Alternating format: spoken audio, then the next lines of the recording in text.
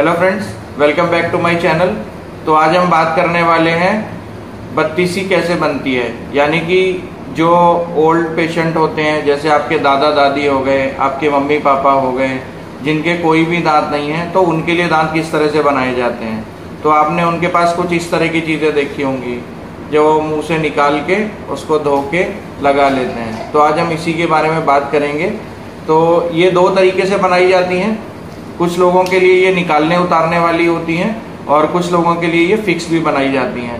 तो आज जो मैं वीडियो आपके लिए लेके आया हूँ वो निकालने उतारने वाले जबड़े किस तरह से बनाए जाते हैं, लैब में क्या क्या प्रोसीजर होता है, उसके ऊपर बेस्ड है। तो let's see the video. Denture बनाने से पहले पेशेंट का जो मांस है वो अच्छे से भर जाना चाहिए। यानी कि जो उसने दांत निकलवाए हैं वो अच्छे से भर चुके होने चाहिए, वहाँ पे कोई भी जख्म नहीं होना चाहिए। जैसा कि आप इसमें देख पा रहे हैं कि रिच पूरी तरह से डेंचर के लिए तैयार है। अच्छे से चेकअप करने के बाद जब हम डिसाइड कर लेते हैं कि रिच पूरी तरह से तैयार है तो हम उसका नाप लेते हैं। ये जो नाप मैं आपको दिखा रहा हूँ ये फाइनल इम्प्रेशन है। ये कुछ इस तरह से दिखता है, आप इसके बॉर्डर्स देख सकते हैं। और फाइनल इम्प्रेशन होने के बाद इसके अंदर हम पीओपी से इसको भरते हैं ताकि हम इसका डुप्लीकेट कास्ट निकाल पाएँ।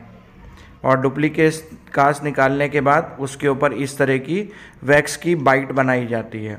ये वैक्स की बाइट इसलिए बनाई जाती है ताकि हम इस बाइट को पेशेंट के मुंह में लगा के चेक कर सकें कि पेशेंट के दांत किस तरह से आपस में मिलते हैं। तो एक टेम्परेरी आइडिया लिया जाता है कि पेशेंट कहाँ पे दांत बंद करता है। इसलिए ये ऊपर और नीचे दोनों के लिए बनाई जाती है। अगर दोनों दांत मिसिंग है या जिस तरफ दांत मिसिंग है सिर्फ उस तरफ बनाई जाती है और दूसरे दांतों की छाप उस पर ले ली जाती है।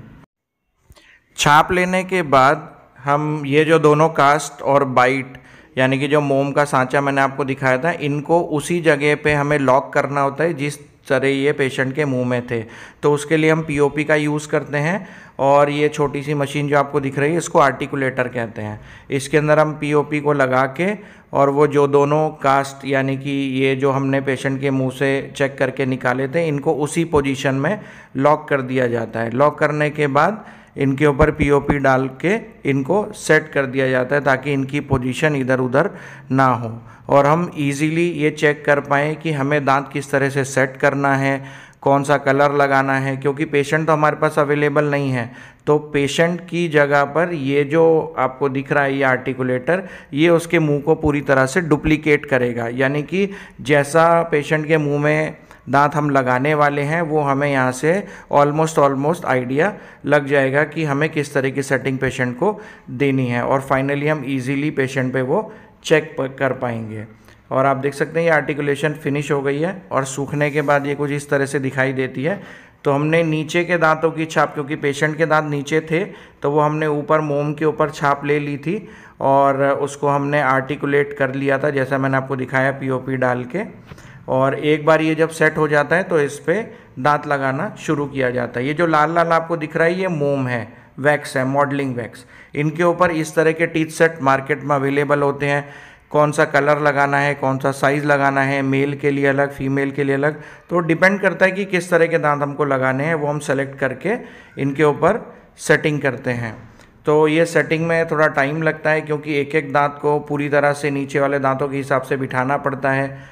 और दांत लगने के बाद ये देखिए मोम जो ये मॉडलिंग वैक्स है इसको पिघला के उन दांतों के ऊपर डाला जाता है और वैक्स को ठंडा किया जाता है और दांत पूरी तरह से इस मोम के अंदर जम जाते हैं। मोम के अंदर ये इसलिए लगाए जाते हैं कि अगर पेशेंट के मुंह में हमें कुछ सेटिंग ऊपर नीचे करनी हो तो हम इजीली उसको कर पाएँ। इसीलिए इनको जाम नहीं किया जाता है, सिर्फ टेम्परेरीली वैक्स के अंदर फिक्स किया जाता है। एक बार जब ये वैक्स के अंदर फिक्स हो गए तो आप देख सकते हैं वैक्स पूरी तरह से सूख गई है।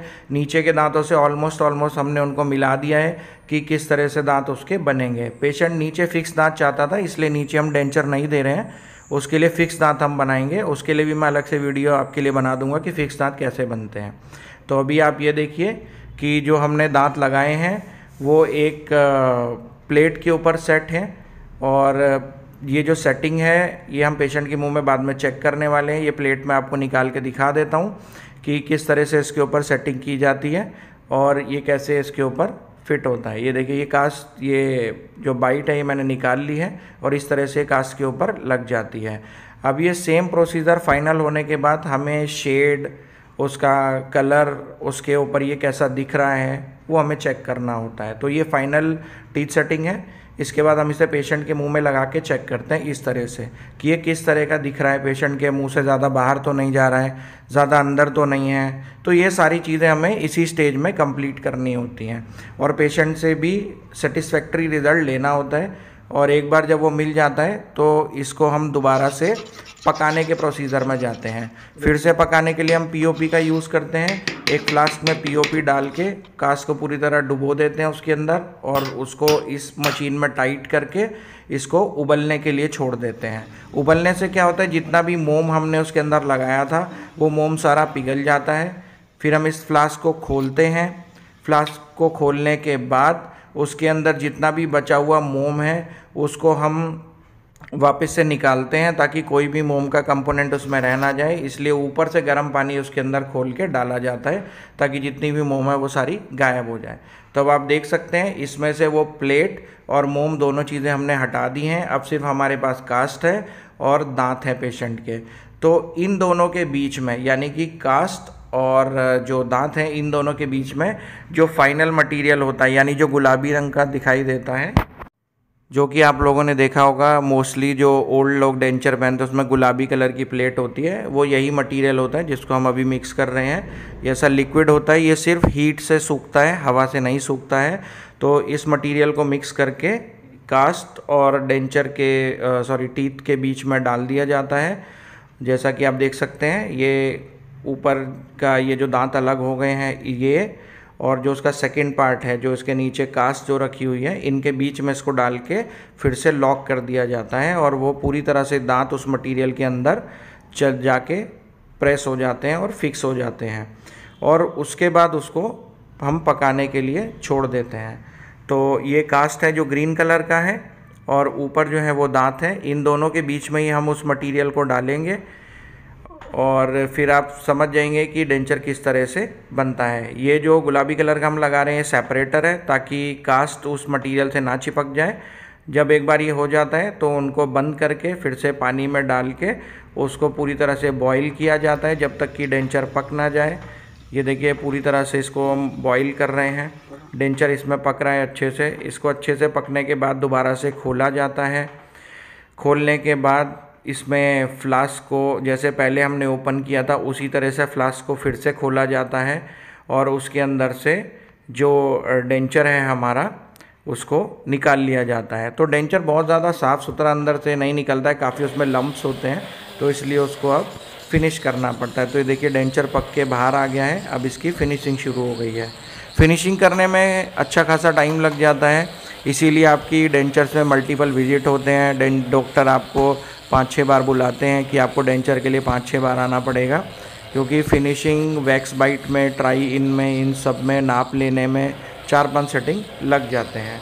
तो ये जो मशीन है ये माइक्रो मोटर है, इससे हम डेंचर के हर एरिया को अच्छे से क्लीन करते हैं। जो अभी ये जो मशीन यूज़ कर रहे हैं इससे मोटे जो लम्प्स होते हैं, यानी कि जो एक्स्ट्रा जो मटेरियल उसमें लगा हुआ है उसको हटाया जा रहा है। एक बार जब एक्स्ट्रा थिक लेयर हम वहाँ से हटा देते हैं तो जो दांत हमने फिट किए हैं उसके आसपास जो मटेरियल चला गया है अंदर उसको शेप की दी जाती है ताकि वो देखने में गंदा ना लगे या उसके अंदर खाना नहीं फंस जाए और वो ज़्यादा हैवी ना हो, क्योंकि वज़न में भी हल्का होना चाहिए। अगर वो वेट में बहुत ज़्यादा होगा तो पेशेंट उससे इरिटेट हो जाएगा या वो डेंचर गिरता रहेगा। फिनिशिंग एक बहुत इंपॉर्टेंट स्टेप है, फिनिशिंग, क्योंकि अगर फिनिशिंग अच्छे से नहीं होगी तो डेंचर पेशेंट को मुंह में चुभता रहेगा। आपने शुरू में देखा था कि मांस कितना मुलायम होता है, उस पर छोटा सा भी दाना अगर डेंचर में रह जाएगा इधर उधर तो वो बहुत अच्छे से वहाँ पे चुभता है और जख्म बना देता है। एक बार जब हमने सेकंड स्टेज भी फिनिशिंग की पार कर ली तो उसके बाद फिर से हम उसको छोटे नंबर से, जो कि स्टोन्स के नंबर होते हैं, उससे उसको घिसा जाता है ताकि वो जितना ज़्यादा प्लेन हो जाएगा पेशेंट के लिए उतना ही ज़्यादा आसान हो जाएगा उसको पहनना और उतनी ही कम उसकी विज़िट लगेंगी। उसको बार बार डॉक्टर के पास जाना नहीं पड़ेगा कि वो यहाँ से चुभ रहा है वहाँ से चुभ रहा है। इसलिए बॉर्डर्स पे से, बाहर की तरफ से, सब जगह से उसको पॉलिश किया जाता है। बस ध्यान ये देना होता है कि अंदर की तरफ, जिस तरफ से उसको पहनना है उस तरफ से डेंचर को पॉलिश नहीं किया जाता है, क्योंकि वहाँ से पॉलिश करने से फिटिंग उसकी लूज़ हो जाएगी। इसलिए सिर्फ उसको बाहर बाहर से पॉलिश किया जाता है। जिस तरह से मैं आपको दिखा रहा हूँ, ये डेंचर का ऊपर का हिस्सा है, यहाँ पे आपकी टंग जो है बार बार टकराएगी, तो ये एकदम स्मूथ होना चाहिए, वरना आप इरिटेट हो जाएंगे कि यहाँ पे कोई लाइनिंग है। तो ये देखिए बॉर्डर्स और ये टीथ मैंने फिनिश कर दिए अच्छे से। उसके बाद इनकी पॉलिशिंग होती है, फाइनल जो टच इसको मिलता है पॉलिशिंग से आता है, बिल्कुल स्मूथ सरफेस हो जाता है, एकदम शाइनिंग सरफेस होता है, तो इस पर कोई खाना नहीं चिपकता है, ईजीली ये साफ़ करने लायक बन जाता है और आप इसको अच्छे से ब्रश से नॉर्मली साफ़ कर सकते हैं। इसको साबुन से नहीं धोना होता, नॉर्मली जो पेस्ट आप यूज़ करते हैं या टूथब्रश आप यूज़ करते हैं उसी से आप इसको क्लीन कर सकते हैं। और फाइनल फिनिशिंग के बाद इसमें अच्छी खासी चमक आ जाती है, देखने में भी अच्छा लगता है, और जो छोटे मोटे पोर्स होते हैं यानी कि जो छेद होते हैं वो भी वहाँ से हट जाते हैं और आप इजीली वहाँ से इसको क्लीन कर सकते हैं। तो फिनिशिंग का, पॉलिशिंग का ये बहुत बड़ा फ़ायदा है। और पॉलिशिंग हर डेंचर की अच्छी होनी चाहिए, जितना ज़्यादा अच्छा डेंचर दिखने में होगा उतना ही ज़्यादा पेशेंट को सेटिस्फेक्शन मिलती है कि हाँ कोई अच्छी सी चीज़ मेरे मुंह में लग रही है। ये सब होने के बाद इसको डिसइंफेक्ट किया जाता है, डिसइंफेक्ट करने के बाद ही इसको पेशेंट को डिलीवर किया जाता है। तो पॉलिशिंग के बाद आप देख सकते हैं डेंचर कुछ इस तरह का दिख रहा है। ये दोनों मैंने ऊपर के डेंचर बनाए थे पेशेंट्स के, तो मैं आपको दिखा रहा हूँ। फाइनल फिनिशिंग के बाद ये कुछ इस तरह से दिखते हैं। इसमें दांत टेढ़े मेढ़े इसलिए होते हैं क्योंकि इनमें जो दांत की सेटिंग होती है वो जो पेशेंट के बाकी बचे हुए दांत हैं, यानी जैसे कि मैंने आपको दिखाया था कि नीचे उसके दांत ऑलरेडी थे, तो उसके हिसाब से टीथ सेटिंग की जाती है। तो आप उसके इसमें डिसाइड नहीं कर सकते कि दांत कहाँ लगाना है, जैसी सेटिंग है आपको उसी हिसाब से नकली दांतों को सेट करना पड़ता है, ताकि जब वो खाना खाए तो नकली दांत और जो उसके पुराने बने हुए दांत है ओरिजिनल, वो आपस में ठीक से मिलें। तो कई बार डेंचर्स में क्या होता है कि पेशेंट की हड्डी बहुत ज़्यादा कमज़ोर हो चुकी होती है, गल चुकी होती है, तो अगर हम सिर्फ सिंपल डेंचर बनाएंगे तो टिकेगा नहीं। उसके लिए हम सक्शन डिस्क का भी यूज़ करते हैं। ये सक्शन डिस्क लगी हुई है, ये जो मेटल आपको बीच में दिखाई दे रहा है ये सक्शन डिस्क है, और इसके ऊपर हम ये रबड़ फिट कर देते हैं। और ये रबड़ क्या है, बिल्कुल सक्शन बना देता है। जब पेशेंट इसको पहनता है तो ये रबड़ ऊपर जाके तालू में चिपक जाता है। यूजुअली हम लोग इसको रिकमेंड नहीं करते हैं, इससे प्रॉब्लम काफ़ी होती हैं, लेकिन अगर पेशेंट की रीच बहुत ज़्यादा रिजॉर्व्ड है यानी कि हड्डी बहुत कमज़ोर है तो हमें इसका यूज़ कई बार करना पड़ता है। तो ये था पूरा डेंचर का प्रोसेस।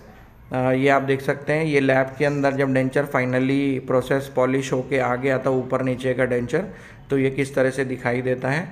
कंप्लीट सेटिंग आप देख सकते हैं। जब ये ऊपर नीचे के दोनों बनते हैं तो हम अपनी मर्ज़ी से टीथ सेटिंग अच्छे से कर सकते हैं, यानी कि दांत बिल्कुल लाइन में लगा सकते हैं। तो आप देखिए ये डेंचर बहुत साफ़ सुंदर दिख रहे हैं। इसके बाद इनको डिसइंफेक्ट करके पेशेंट के मुंह में लगा दिया जाता है, और ये फाइनल आप पेशेंट के मुँह में देख सकते हैं, डेंचर हमने उसको दे दिया है। तो अब आपने देख लिया है कि जबड़ा किस तरह से बनाया जाता है, और मैं उम्मीद करता हूं कि आपको पता चल गया होगा कि ये काफ़ी लंबा प्रोसीजर है। इसमें 4 से 5 सेटिंग लग जाते हैं, आपको काफ़ी बार विजिट करना पड़ता है, और जबड़ा पूरा जब फाइनली आपको मिल भी जाता है उसके बाद भी इधर उधर वो मुंह में चुभता है, तो उसको आपको ट्रिमिंग के लिए जाना पड़ता है। तो वीडियो अगर आपको पसंद आया हो तो शेयर कीजिए, लाइक कीजिए, सब्सक्राइब कीजिए और कमेंट ज़रूर कीजिए। आपको डेंचर के रिगार्डिंग या टूथ में किसी भी रिगार्डिंग कोई प्रॉब्लम हो तो आप मुझे कमेंट कीजिए। आपके कोई क्वेश्चन हो उसके बारे में कमेंट कीजिए, ताकि मैं उसके ऊपर वीडियो बना सकूं और आपकी इन्फॉर्मेशन उस बारे में बढ़ सके। So thanks for watching.